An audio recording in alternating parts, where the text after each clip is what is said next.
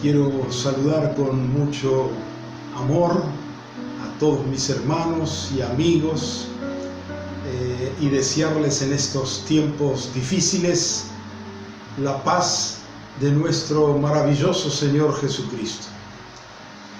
El tema del mensaje de hoy es lo que está sucediendo en la actualidad. Dios y el coronavirus. Es increíble que un virus tan pequeño como el COVID-19 haya puesto a jaque a todas las naciones del mundo. La salud, la economía, la bolsa de valores, el precio del petróleo. Se paralizó el turismo, las fábricas, el comercio, las actividades culturales, deportivas, congresos y aún las reuniones de las iglesias. Encerró a todos en sus casas y nos está obligando a repensar muchas cosas. Hay mucha incertidumbre y surgen muchos interrogantes. Quiero ordenar mi mensaje en este día en torno a 4 preguntas. La primera pregunta: ¿los virus fueron creados por Dios? Lo primero que debo aclarar es que Dios no es autor de ninguna enfermedad ni de la muerte. Dios es el autor de la vida, de la salud, del bienestar. Dios no creó el mal, el pecado, ni la muerte, ni la enfermedad. La Biblia, en Romanos 3:12, dice lo siguiente: el pecado entró en el mundo por un hombre, y por el pecado la muerte. Así la muerte pasó a todos los hombres, por cuanto todos pecamos. El primer hombre, a pesar de haber sido advertido por Dios, al pecar abrió la puerta al diablo y a la muerte, y por ende a todas las enfermedades y todas las pestes. Jesús dijo: el diablo ha sido homicida desde el principio.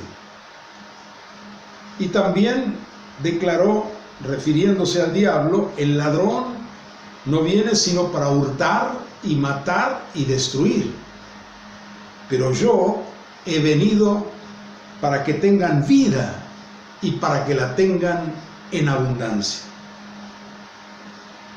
Como el hombre pecó, hubo una alteración en la naturaleza. Alteración no solo espiritual, sino también biológica y genética. Todo fue infectándose por causa del pecado del hombre. El autor de esa degeneración fue Satanás, pero el que lo habilitó fue el hombre por su desobediencia a Dios. Por lo tanto, todo virus es una mutación degenerativa por la rebelión del hombre contra Dios. Pasamos a la segunda pregunta. ¿El coronavirus es un juicio de Dios? El sábado 22 de marzo, hace pocos días, al día siguiente que el presidente de la Nación, doctor Alberto Fernández, sabiamente decretara el cese de toda actividad a nivel nacional, 3 pastores y 2 sacerdotes católicos fuimos invitados por la ministra de Desarrollo Humano y Hábitat de la Ciudad de Buenos Aires, la licenciada María Migliore, y miembros de su equipo. Fuimos invitados a conversar sobre cómo coordinar la interacción entre el gobierno y la iglesia en esta ciudad. Al entrar al edificio, una funcionaria de mesa de entrada tomó nuestros datos personales y cuando yo quedé a solas con ella, me preguntó: ¿ustedes son de otro ministerio? Le dije: no, nosotros somos pastores. Ah, me dijo, pastores. Y haciendo una breve pausa, continuó: Dios debe estar enojado con nosotros y con el mundo, ¿no? Porque hay mucha maldad en el mundo. Y agregó: ¿usted qué piensa, pastor?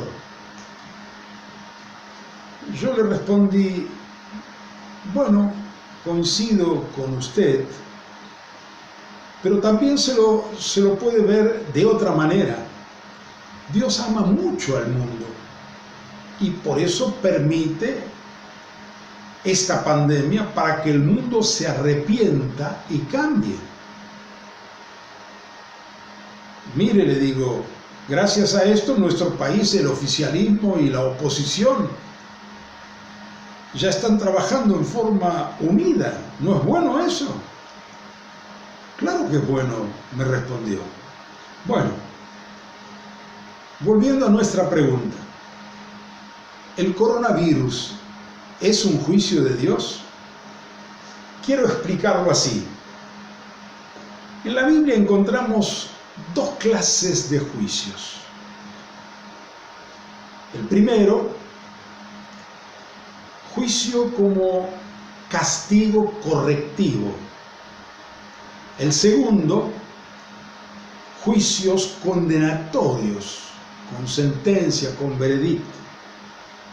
En el griego del Nuevo Testamento, estas son 2 palabras diferentes. Juicio o castigo correctivo dice en griego paideia. En cambio, el juicio condenatorio, en el griego la palabra es crima y también crisis. Definitivamente, el coronavirus no es un juicio condenatorio de Dios para los hombres, pues según la Biblia, eso sucederá a todos los hombres después de la muerte. Hebreos capítulo 9, versículo 27, dice así: está establecido para todos los hombres que mueran una sola vez y después de esto el juicio. Aquí la palabra juicio es crisis. También el apóstol Pablo en Romanos 2, versículo 3, dice así: ¿y piensas esto, hombre, tú que juzgas a los que tal hacen y haces lo mismo, que tú escaparás del juicio de Dios? Aquí la palabra juicio es crima. En ambos versículos se refiere al juicio condenatorio. Pero vemos en la Biblia otros versículos en la que Dios habla del castigo correctivo. Por ejemplo, en Isaías 26, versículo 9, dice: porque cuando hay juicios tuyos en la tierra, los moradores del mundo aprenden justicia. ¿Ven? Este es el juicio correctivo. Y también en el mismo capítulo de Isaías 26, el versículo 16 dice: Señor, en la tribulación te buscaron, derramaron oración ¿cuándo los castigaste? Algunos, ante la adversidad, reaccionan bien, se dejan corregir ante el castigo del Señor. Bienaventurados esas personas. Otros, lamentablemente, no responden bien, no se dejan corregir. Como menciona la Biblia en el libro de Amós, capítulo 4, donde Dios le dice al pueblo de Israel: yo les hice pasar hambre, pero ustedes no se volvieron a mí. También les detuve la lluvia, a pesar de eso, ustedes no se volvieron a mí. Los herí con viento solano y con oruga. La langosta devoró la multitud de sus huertas y viñas, y sus higueras y olivares, pero ustedes no se volvieron a mí. Envié contra ustedes mortandad, pero ustedes no se volvieron a mí. Todos estos castigos o juicios tenían una finalidad correctiva: que el pueblo se arrepintiera de sus pecados y se volviera a Dios. Pero Israel no se arrepintió y quedó expuesto al juicio condenatorio de Dios. Por eso continúa o termina diciéndoles: por lo tanto, prepárate, Israel, para encontrarte con tu Dios. El Nuevo Testamento nos enseña lo mismo acerca del castigo correctivo de Dios. Hebreos capítulo 12, versículo 6 dice: porque el Señor al que ama castiga. Y ahí la palabra es paideia. Y también en Apocalipsis capítulo 3, el versículo 19 dice: yo reprendo y castigo a todos los que amo. Sé pues celoso y arrepiéntete. Otra vez allí la palabra castigo es paideio. Así que, en mi comprensión, el coronavirus no es un juicio de Dios sobre los pecados de la humanidad, sino un castigo correctivo de Dios para que todas las naciones se arrepientan de sus maldades y pecados y se vuelvan a Dios. El libro de Apocalipsis, en el capítulo 8, revela que en el tiempo final habrá muchas calamidades y terribles cataclismos en la tierra. ¿Quién las envía? ¿Dios o el diablo? ¿Qué importa? Lo importante es que sucederán. Sabemos que Dios está en el control de todo. Ya sean juicios correctivos de Dios o calamidades producidas por Satanás, están siempre bajo la voluntad permisiva de Dios. ¿Por qué Dios las manda o las permite? Para que todas las personas, todas las familias, de todas las naciones se arrepientan y vuelvan al Creador. Pero tristemente, Apocalipsis capítulo 9, versículos 20 y 21 dice así: el resto de la gente, los que no murieron por estas plagas, ni aun así se arrepintieron de su maldad, ni dejaron de adorar a los demonios, ni a las imágenes de oro, plata, bronce, piedra y madera, los cuales no pueden ver, ni oír, ni caminar. Tampoco se arrepintieron de sus asesinatos, ni de sus hechicerías, ni de su inmoralidad sexual, ni de sus robos.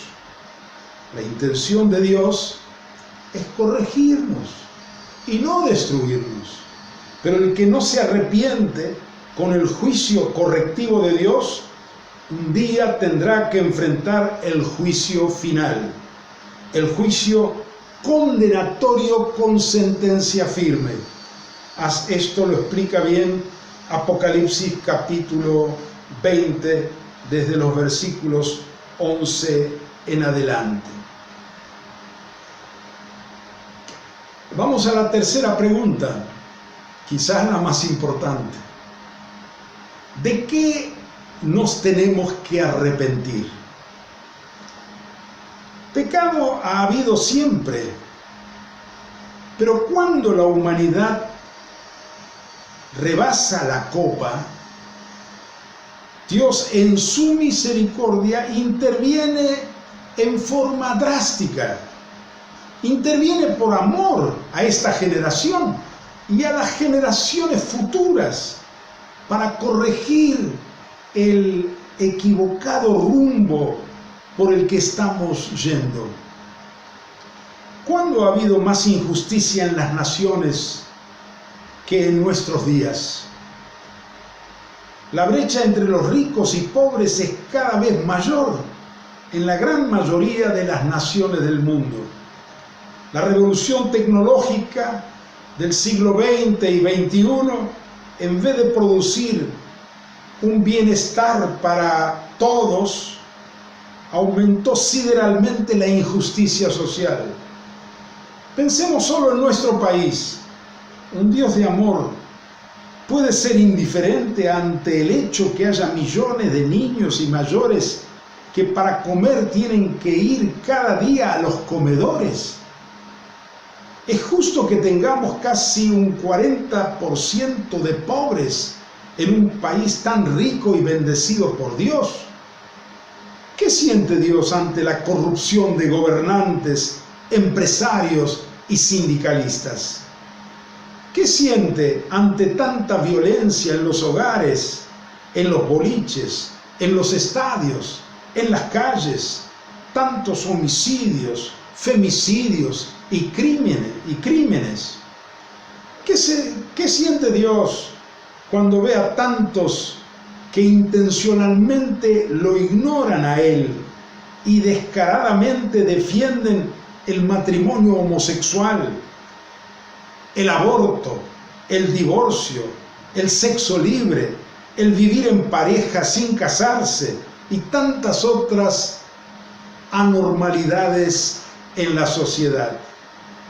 Dios puede quedarse indiferente ante el vil negocio del narcotráfico que está destruyendo a millones de nuestros jóvenes y niños, ante el dolor de tantas madres que con lágrimas e impotencia tienen que enterrar a sus hijos.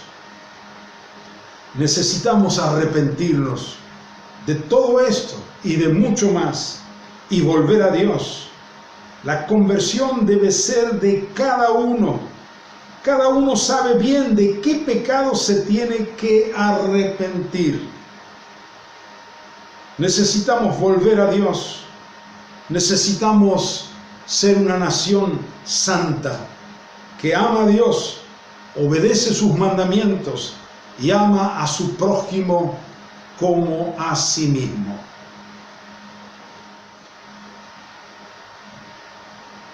¿Qué debemos aprender en esta crisis? Es nuestra cuarta pregunta. En primer lugar, quiero dirigirme a los que son discípulos de Cristo. Y luego quiero terminar con una palabra a aquellos que aún no tienen la seguridad de su salvación eterna. A los discípulos y obreros del Señor les digo lo siguiente: mejoremos nuestro tiempo de oración, el estar a solas con Dios. El 10 y 11 de marzo, estando reunidos unos 10 pastores en un retiro, Dios nos dio el capítulo 26 de Isaías como una palabra profética para estos días. El versículo 20 dice así: anda, pueblo mío, entra en tus aposentos, cierra tras ti tus puertas, escóndete un poquito por un momento, en tanto que pase la indignación. Esto coincide con las palabras de Jesús, que nos dijo: pero tú, cuando ores, entra en tu aposento y con la puerta cerrada, ora a tu Padre que está en secreto. Ahora ya no tenemos excusa. Estamos encerrados en casa. Pero lo importante es que cuando termine esta cuarentena, hayamos aprendido a priorizar la oración privada como en nuestros mejores tiempos. Segundo, prioricemos la familia, el tiempo en casa. Mejoremos el trato los unos con los otros. Seamos amables, serviciales, compañeros, amigos. Usemos el tiempo para estar con los niños, para jugar con ellos, conversar. Restauremos el altar familiar. Leamos juntos la palabra y oremos en familia. No usemos el celular en la mesa. Valoremos el conversar unos con otros. Abramos el corazón los unos a los otros. Tercer consejo: seamos más solidarios con todos. Saludemos a los vecinos con amor. Amemos y sirvamos a nuestro prójimo. Seamos creativos en construir puentes de amistad. Valoremos el trabajo de cada uno. Elogiemos las cosas buenas que vemos en otros. Seamos agradecidos. En cuarto lugar, hablemos de Cristo a todos. Hablemos con mucha naturalidad. Venzamos la timidez y el individualismo con el amor. Abramos nuestras casas e invitemos a los vecinos a orar, a leer juntos la Biblia. Claro, cuando termine la cuarentena. Mientras tanto, podemos llamarlos por el celular. Oremos por los enfermos. Creamos que Dios está cerca de cada uno y que hace milagros hoy. Una cosa más, repensemos la iglesia. Fortalezcamos los grupos pequeños. Tracemos nuevas estrategias de evangelización, oración y comunión. La iglesia es muy versátil, puede funcionar en todo tiempo y circunstancia y crecer. También seamos generosos con los que pasan por necesidades económicas. Pueden venir tiempos difíciles, tiempos económicamente duros. Evitemos gastos superfluos. Ahorremos lo máximo que podamos para tener que compartir con los que necesiten. Y finalmente, oremos para que Dios use el coronavirus como un trampolín para un avivamiento mundial. Empezando en nuestra propia casa ese avivamiento, en nuestro barrio, en nuestra ciudad y nación. Creamos que vendrán días maravillosos, días de salvación y poder. Cristo será glorificado en nuestra nación y en el mundo, y que millones serán salvos. Creamos y actuemos en consecuencia. Y finalmente, una palabra a aquellos que aún no tienen la seguridad de su salvación eterna. Todos debemos tener en cuenta que con coronavirus o sin coronavirus, un día, no sabemos cuándo, todos vamos a morir. Y luego viene el juicio de Dios. Como todos somos pecadores, todos estamos perdidos. Después de la muerte hay un cielo y un infierno. Dios nos amó tanto que envió a su Hijo para que ninguno de nosotros vaya al infierno. Jesús, al morir en la cruz, sufrió el juicio condenatorio que nos correspondía a cada uno de nosotros. Para obtener tu salvación eterna, hay una sola posibilidad. La Biblia lo dice claramente en Romanos capítulo 10, versículo 9. Si confiesas con tu boca que Jesús es el Señor y crees en tu corazón que Dios lo levantó de los muertos, serás salvo. Ser salvo significa recibir el perdón de todos tus pecados, empezar a vivir una nueva vida y recibir la vida eterna. La vida eterna significa que al morir, en vez de ir al infierno, irás al cielo. ¡Qué maravilla!